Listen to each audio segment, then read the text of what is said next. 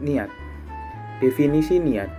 Secara bahasa Arab, niat adalah keinginan dalam hati untuk melakukan sesuatu tindakan. Orang Arab menggunakan kata-kata niat dalam arti sengaja. Terkadang, niat juga digunakan dalam pengertian suatu yang dimaksud atau disengaja. Niat secara istilah mempunyai makna, yaitu makna umum dan makna syar'i. Maka makna yang umum yaitu semua keinginan untuk melakukan suatu perbuatan. Adapun niat dalam makna syar'i berarti suatu keinginan untuk mendapatkan keridhaan Allah SWT. Mengacu pada hadis syali, niat adalah motivasi, maksud atau tujuan dibalik sebuah perbuatan. Rasulullah SAW menyatakan niat menjadi penentu pahala sebuah perbuatan. Niat karena Allah, maka pahalanya akan dari Allah. Jika niat bukan karena Allah, karena disertai motif lainnya, maka Allah tidak akan menerima amalan sebagai ibadah. Sesungguhnya, amalan itu tergantung niatnya dan seseorang akan mendapatkan sesuai dengan apa yang ia niatkan. Hadis riwayat Bukhari dan Muslim. Hadis selengkapnya mengisahkan tentang niat seseorang dalam berhijrah. Hijrah termasuk ibadah karena ia perintah Allah SWT. Namun, jika dalam berhijrah ada niatan lain, maka hijrah tidak menjadi sebuah ibadah. Di sini saya akan menjelaskan tentang ikhlas. Secara bahasa, pengertian ikhlas artinya membersihkan, bersih, jernih, suci dari campuran dan pencemaran, baik berupa materi ataupun imateri. Adapun secara istilah, pengertian ikhlas adalah membersihkan hati supaya menuju kepada Allah semata. Dengan kata lain, dalam beribadah hati tidak boleh menuju kepada selain Allah. Sedangkan secara terminologi, ikhlas mempunyai pengertian kejujuran hamba dalam keyakinan atau akidah dan perbuatan yang hanya ditujukan kepada Allah. Kemudian kita masuk pada tingkatan ikhlas. Syekh Muhammad Nawawi Banten dalam kitabnya Nasya'iul Ibad telah membagi ikhlas ke dalam 3 tingkatan.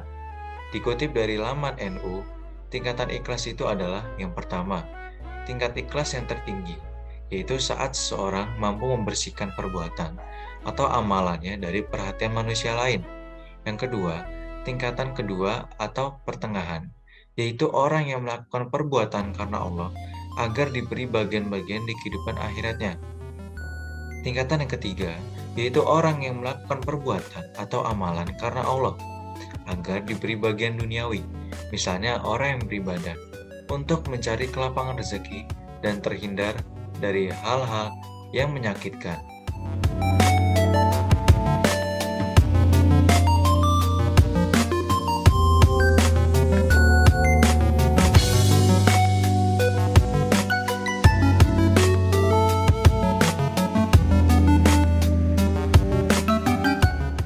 Syukur. Kata syukur diambil dari kata syakar, syukran yang berarti berterima kasih kepadanya. Bila disebut kata asyukru, maka artinya adalah ucapan terima kasih. Bila diucapkan syukran laka, maka artinya berterima kasih bagimu. Dan asyakir artinya yang banyak berterima kasih. Menurut Kamus Arab Indonesia, kata syukur diambil dari kata syakara, yaskuru, syukran, dan tasyakara, yang berarti mensyukurinya, memujinya. Syukur berasal dari kata syukran yang berarti mengingat akan segala nikmat.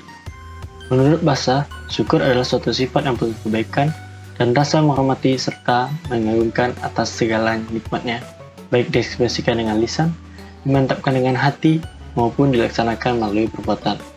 Berdasarkan pengertian di atas, dapat disimpulkan bahwa syukur menurut istilah adalah bersyukur dan berterima kasih kepada Allah, lega, senang, dan menyebut nikmat yang diberikan kepadanya, di mana rasa senang dan lega itu terwujud pada lisan, hati, maupun perbuatan. Adapun ulama tasawuf terdahulu, mereka membagi-bagi syukur itu atas 3 bagian. Yang pertama, syukur dengan hati. Syukur hati yaitu menggambarkan dan selalu merasakan karunia Allah Subhanahu wa taala, kemahamurahan dan anugerahnya, serta merealisasikan perasaan tersebut menjadi perasaan cinta kepada Allah Subhanahu wa taala, kitab sucinya, dan rasulnya. Syukur dengan lisan. Adapun syukur dengan lisan adalah penilaian hati, getaran hati yang menjalar kepada anggota badan melalui mulutnya yang senantiasa basah.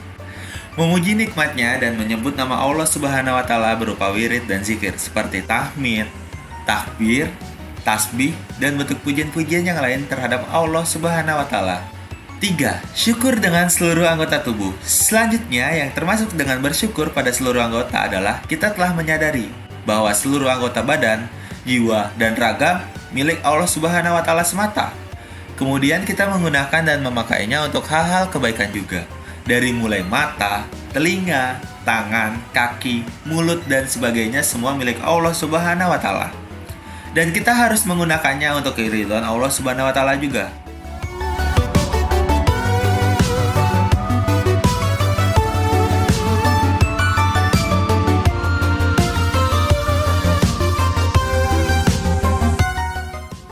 Kesimpulannya, dengan niat kita dapat menjadikan semua pekerjaan baik yang dilakukan menjadi sebuah ibadah sehingga memperbanyak pahala yang didapatkan.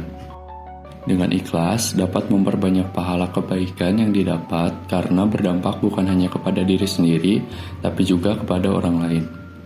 Dengan syukur akan melimpahkan rezeki yang didapat serta memanfaatkan sebaik mungkin atas apa yang dimiliki saat ini.